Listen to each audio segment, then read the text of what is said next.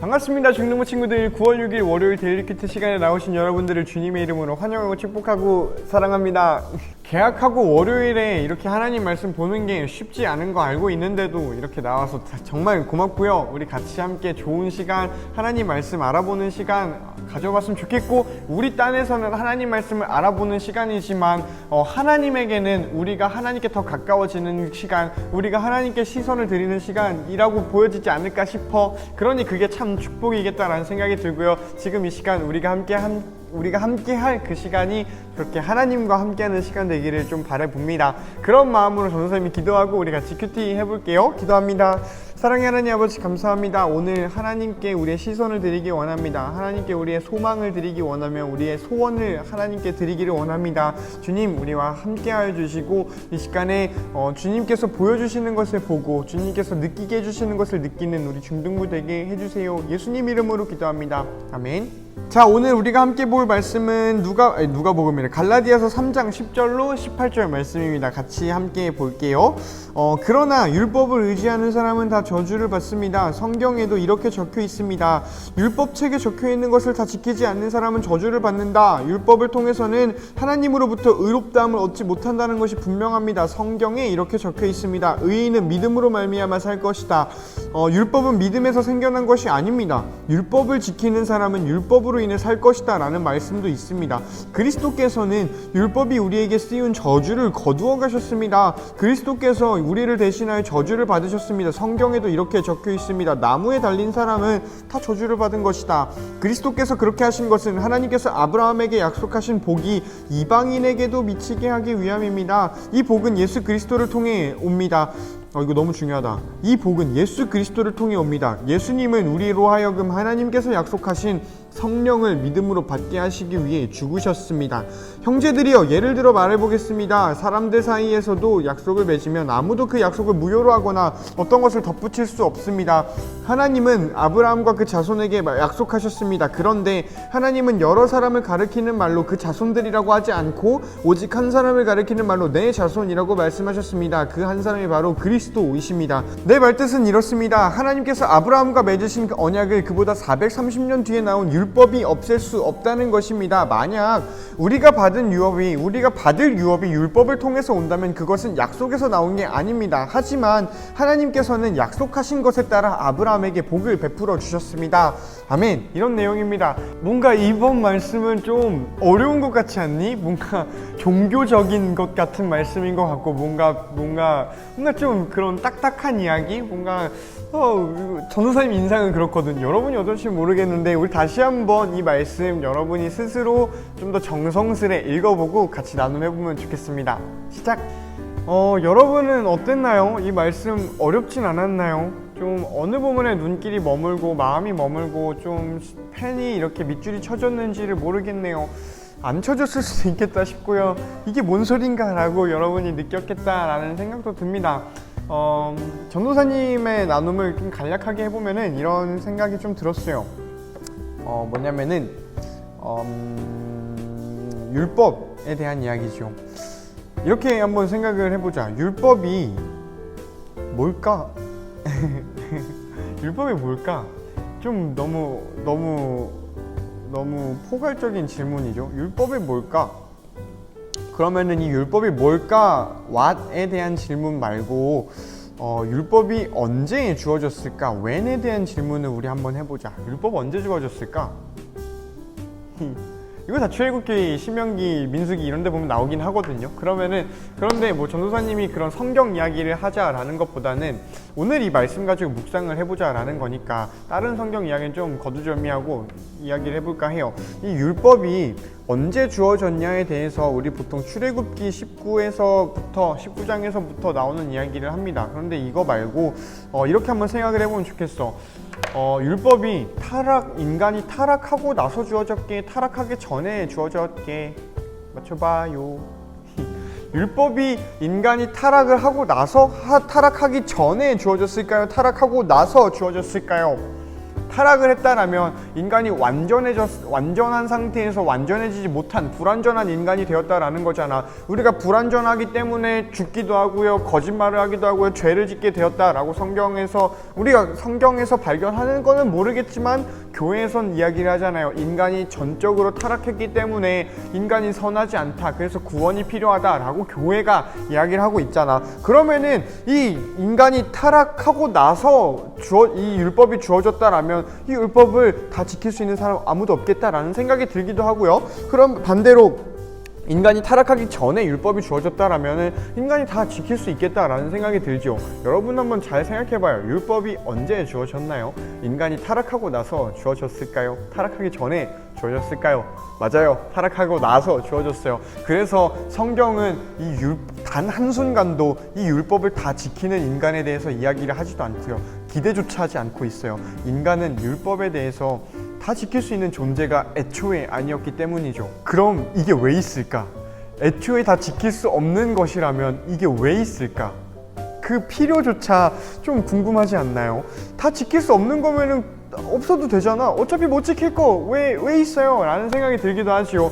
전도사님 생각에는, 전도사님 묵상에는 이래요. 이 율법이 있는 이유, 울타리예요. 우리를 보호하는 거겠다라는 생각이 들어요.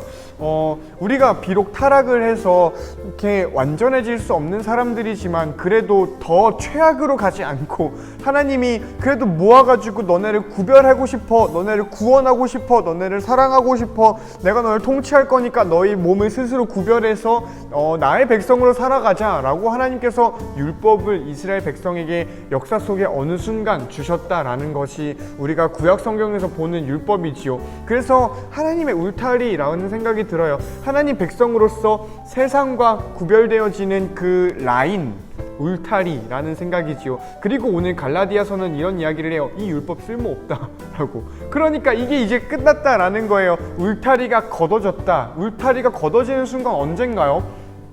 어린 양이 뛰어놀 때는 이 울타리가 필요하지요. 그런데 이 양이 자라서, 물론 이 늑대들이 바깥에 있다라면은 좀 말이 다르겠지만은, 이 어린 상태에서 자랐을 때, 어린 게 좀 이제 유아가 아닐 때, 스스로 독립할 수 있을 때 이 울타리는 제해집니다. 혹은 보호자가 나타났을 때 이 울타리는 더 이상 필요가 없지요. 목동은 울타리 없이 양을 끌고 다니잖아. 그러니까 이 목동이 등장한 순간부터 이 울타리는 필요가 없어요. 혹은 이 울타리 안에 있던 존재들이 이제 스스로 살아갈 수 있다라면은 이 울타리는 더 이상 필요가 없지요. 그리고 오늘 이 갈라디아서에서 이 율법 필요 없다, 울타리 필요 없다 라고 말을 하고 있어요. 그러면 왜 필요 없다라고 얘기를 할까라고 보면은 예수 그리스도가 왔다라는 거죠.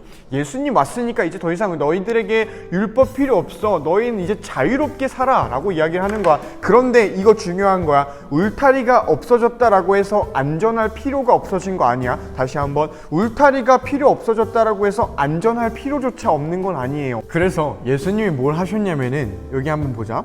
예수님이, 그리스도께서는 율법이 우리에게 씌운 저주를 다 거두어 가셨대. 이 저주라고 좀 더 공격적인 표현을 했지만, 이 우리를 둘러싸고 있는 옛날의 그 형식적인, 하나님께서 우리를, 그 이스라엘 백성을 구별하기 위해서 만들어 놓으셨는데, 이게 자기들끼리 발전해가지고 처음에는 이런 그냥 가벼운 펜스였다면 이게 성벽이 되어가지고 사람들이 만들어 놓은 거대한 율법, 이거 다 망가뜨리시고 예수님께서 거두셨다라고 이야기를 하지요. 하고 나서 이렇게 이야기를 합니다. 그리스도께서 그렇게 하신 것은 아브라함에게 약속하신 복이 이방인들에게 미치게 하기 위함이었다라고 해요. 이렇게 울타리가 있었으면 바깥에 사람들이 있었을 거 아니야. 물론 안에서 자라나야 되는 사람들도 있었을 텐데, 이 바깥에 있는 사람들에게 나가도 돼 라고 이야기를 하는 것이겠다 싶어요. 그래서 이 율법은 더 이상 필요 없다라고 예수님께서 이야기를 한 거지요.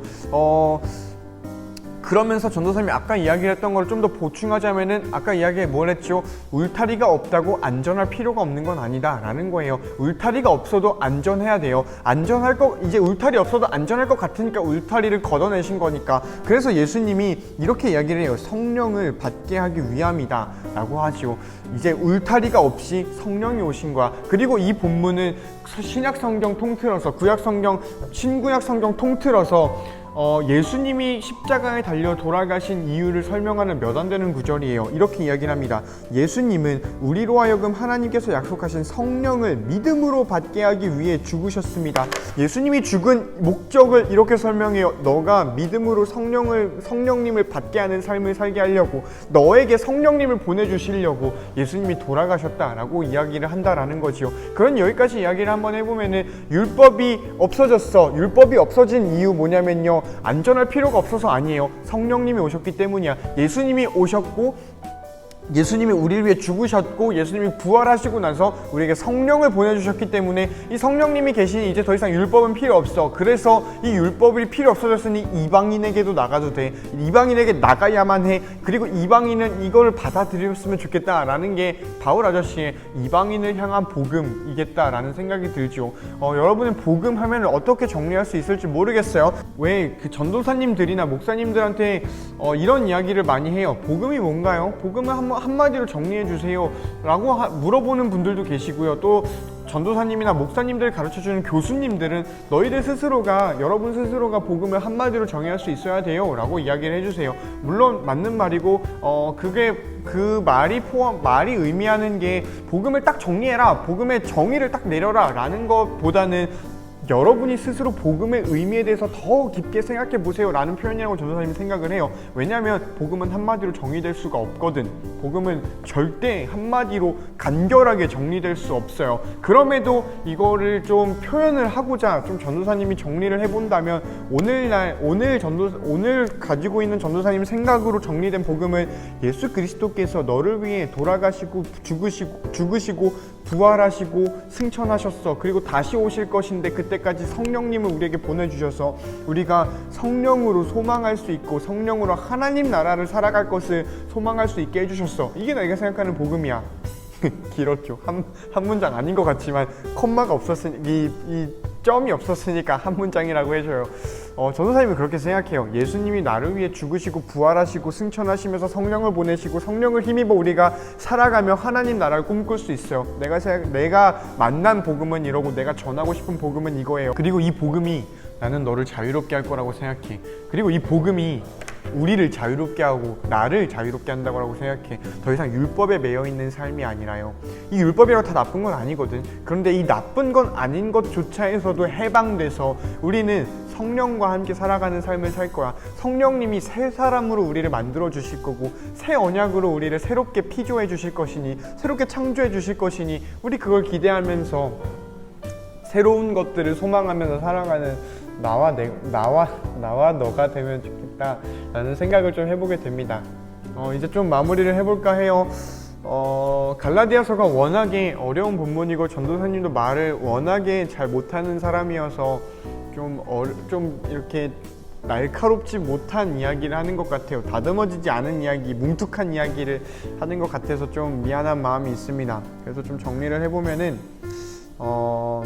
율법을 다 지킬 수 있는 사람이 없다라고 성경은 이야기를 해요. 기대조차 하지 않아요.